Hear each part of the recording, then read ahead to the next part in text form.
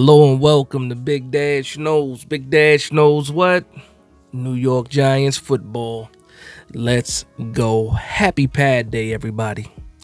Happy Pad Day, New York Giants fans. Happy Pad Day, man. First official padded practice of the New York Giants. And guess what? We get to run it back tomorrow.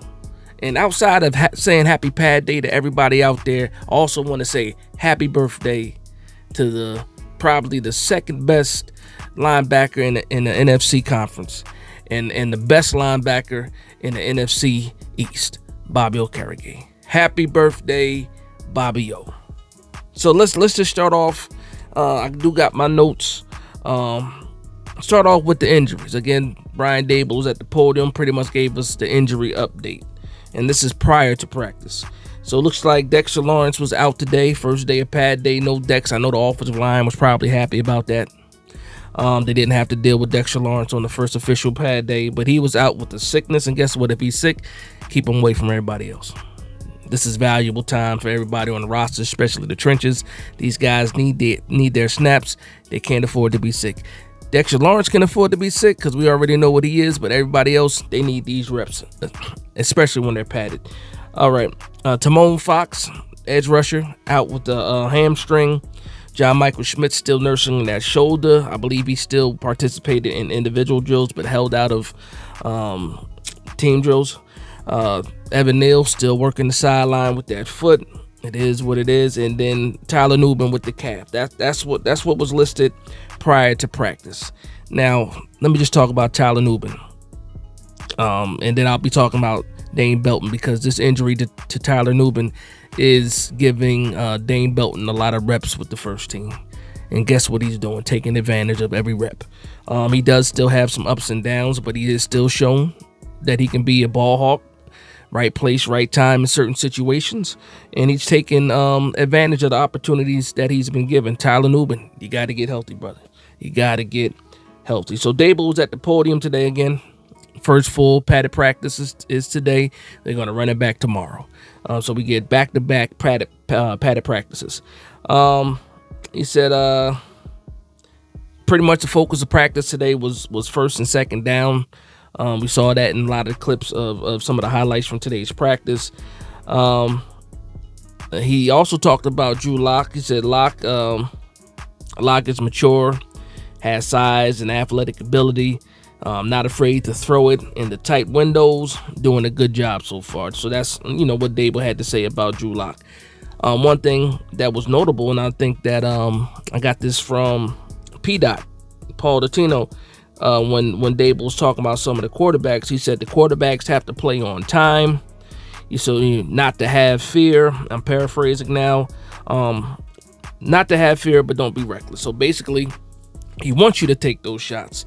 He wants you to trust your arm, but he wants you to be smart with the ball. So that's what a lot of fans have been talking about when it comes to the New York Giants, especially when it comes to Daniel Jones. Like, guys are getting open, anticipation. You got to trust yourself. You got to get the ball out there, but you also want to be smart. Not timid, but be smart. Okay, another side note today, Tommy DeVito. I saw a quote from Tommy DeVito talking about if the Giants were to waive him, it would be a gamble. There's no guarantee that he'll make it to the practice squad. Now, listen, I understand why he said that. I understand he wants to be a New York Giant. Will the Giants carry three quarterbacks? That's a big question of the preseason, and we'll see what happens with that. I think it's a 50-50 chance if the Giants did waive Tommy DeVito that he would be picked up by another team. I think there still is a good chance that you can kind of sneak him on the practice squad, but he is one of those names out there that I wouldn't be surprised if the Giants were to waive him. That he'll probably get picked. I wouldn't be surprised if that happened. Also, Brian Daboll talked about Jalen Hyatt, pretty much how much work he's been putting in the off season, and then it's pretty much it's showing. He said he's become highly competitive and he's playing faster. So you see it, and it's not just him getting stronger or the phantom weight gain. Darius Slayton had the joke on the podium talking about, I don't know about the 10 pounds Jalen Hyatt said he gained, but I remember Jalen Hyde never gave you an exact number as far as how much weight he gained. He just said that he did gain some weight. And but again, you see it in his route running. You see that he's moving quickly, a lot, and he's already a fast guy. But we're talking about the quicks in and out of breaks and stuff like that. He's been working hard this summer. Even worked with Daniel Jones too. So all that hard work is paying off, and you can see it in practice already in training camp. So let's just get into these practice notes. Before I do that, though, go ahead and hit that like and subscribe button if you are a New York Giants fan. The way that I'm a New York Giants fan. Hit that like and subscribe. Also share it if you feel like doing that. So practice notes. So they did work 7-on-7 for the first time in training camp so far. So day 5, first time in 7-on-7, and it's a little bit different when you're fully padded. So they did work in 7-on-7s. There was some success. I believe Daniel Jones today was 7 of 10 overall. They didn't specify if that was including 7 versus 7 and the 11-on-11 series, but he said he was 7 for 10. We saw that the O-line and the D-line were working some one-on-one drills. There's a clip of that with Andrew Thomas versus Brian Burns. Also, you saw clips of Jermaine Illuminor versus Kayvon Thibodeau, and then Brian Burns was against somebody else. I can't remember the name right now, but they got those clips up. And I'll probably throw a clip up or two of some of those one-on-ones. Another note, Andrew Phillips was running with the ones today. Now, he is our 3rd round pick. I believe it's pick 70. We're waiting on when he was going to get some first team reps. It was Nick McLeod mainly last week. Running with the ones, but we saw him today, and guess what? He made some plays, and he made some plays in the backfield. He sniffed out a screen pass and was very physical in the point of contact, and that's pretty much what we drafted him for. We needed a physical cornerback, or we felt like we needed a physical cornerback in this system. We also needed an outside boundary cornerback as well, but this is one of those guys that I think Shane Bowen had a lot of, influence drafting, and he fits the system. And guess what? First time he's running with the ones, and he had a pretty solid day today, to the point where when he was at the podium after practice, they asked, what's the mentality behind being such a physical cornerback when not a lot of cornerbacks are known to be physical. He just said it's a mindset, and he has that mindset of being physical. So shout out to him. We did see, even though Evan Neal was out today, he was doing some light running on the side. Pretty much the same thing we've seen him doing the last couple of days of training camp. Just working the side, running with the resistant bands and stuff like that. So we'll see what happens with that. Let's see what else we got. Dane Belton, again, I talked about it with the Tyler Nubin comment earlier. Dane Belton had some nice breakups. And again, it seems to me like he's not giving up. He's not giving up that safety spot without a fight. He's not just going to give that to Tyler Nubin, and I appreciate the competition. This is one of those battles that, we saw early on. It was like, who's going to be the CB2, who's going to be the safety next to Jason Pinnock, and we're seeing a good battle right now, and not even a battle. It's one-sided because we have not seen Tyler Nubin yet. With JMS being out, we saw John Runyon take some center snaps. Again, he did not start off as the center in practice. It was Alex Schlottman. And one thing I'm hearing, though, is that it was a pretty sloppy practice for the offense, especially when it came down to the trenches. A couple of fumbled snaps, a false start. So, and that was from Jordan Renan, pretty much saying that it was a little bit of a sloppy practice for the first padded day.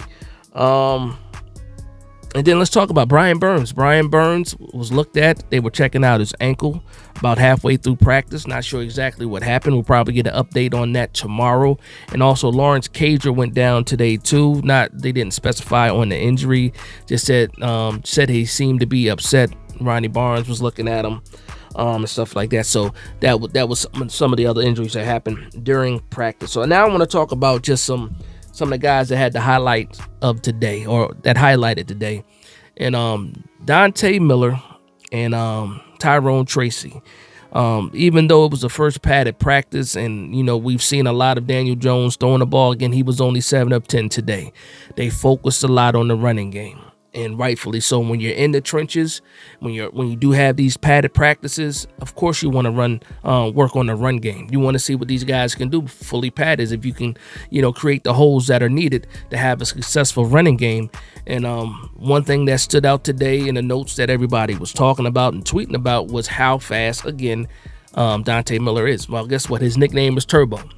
If your nickname is Turbo, I'm assuming that you're pretty fast, but also he showed some shiftiness today as well. Tyrone Tracy, everybody knows he has, the most broken tackles in college and this, that, and the third. He was on display today too. Hard guy to get down. And again, this is against the first team defense. And it's not just like, the offense was having their way again. It tends to be one-sided when you're looking at these clips. A lot of people like to talk about how the offense is doing, because that's one of the biggest question marks for the New York Giants. We kind of have an idea of what the defense can be, but so we talk a lot about, what the offense is doing. I will say this though. Guys like Nacho, guys like Jordan Riley, names were mentioned today. Nacho has been making plays since training camp began. As far as in the running game, he's making some stops, some tackles for losses, stuff like that. Jordan Riley today got a tackle for a loss. Just highlighting some guys on the defense. We had breakups from what's the guy, David Long, that we picked up in free agency, and then he had a couple pass deflects, and one of those pass deflections ended up turning into an interception for Javarius Owens. So yeah, now we have a Javarius Owens sighting as well. Got his first interception at camp, and then also I believe it was yesterday's practice, he also had a couple of pass breakups. So some of these guys that we drafted in safety positions from previous drafts, Dane Belton, Javarius Owens, are making plays in this camp. And you just go to wonder, okay, well, we picked up Tyler Nubin. He has to get back on the field. And he has to get back on the field, and he has to start making a name for himself. We have an idea of what he can be. His talent coming out of college is high. Everybody thinks highly of him. But when you're not out here making plays, and the guys that normally would be playing behind you are making plays, it kind of puts you a little bit further back. And you have to do even more once you get back healthy and ready to practice. Let's see what else I have on my notes today. Isaiah Hodgins got a touchdown. I believe they said Malik Neighbors also got a touchdown today. Again, not a lot of passes today. Manhurst had a big completion up the seam. A lot of people were impressed by that because of the ball placement thrown by Daniel Jones. Also, it was a quick read. Had a lot of oomph on the pass and was able to get there pretty quickly. Manhurst, we all know he's a blocking tight end, but glad to see that he was effective in the passing game today. And again, I think a lot of people called that the play of the day when it comes to the offense. Just how decisive the pass was, the anticipation shown on the throw, and also the zip to get the ball there. And obviously, Manhurst came down with it, so that's fantastic for him. And then the last thing I want to talk about is a guy that I've been rooting for years since we got him. That's Darian Beavers. It's been quiet, or I should say the reports have been quiet for Darian Beavers, but he did have the pass deflection yesterday, had another pass deflection today. The man is working back from the ACL injury. Happy to see that he's able to get out there and make some plays. But what's going on with the linebacker spot right now? He could be one of those guys that's on the roster bubble, but if he keeps making plays like this on the defensive side, and then also he can show his worth in special teams, I think he has a good shot of making this team. Again, I was very, very high on Darian Beavers. I'm still high and rooting for Darian Beavers, but he has to keep making plays in order to make this roster. I really do believe that, but I think it's something that he can do. But I think that's going to be it for my recap of the practice. Let me know what you guys think about what you're hearing. Let me know about some of the discussions with, again, Tyler Nubin, JMS injury, Evan Neal. We can talk about all that stuff in the comment section down below. But that's going to be the recap of day 5 training camp. Guess what? A week from today, we will have joint practices with the Detroit Lions on the 5th and 6th. I can't wait for that. And we have a preseason game next Thursday. Football is right around the corner, ladies and gentlemen, and I am excited for it. New York Giants football is here, man. New York Giants football is here. I can't wait to see exactly what we can do against another team, live bullets, and all that other stuff. So with that being said, I want to thank everybody for vibing with me. Please like, comment, and subscribe. And from one Giants fan to another, this is Big Dash Knows, Big Blue Nation. Let's go.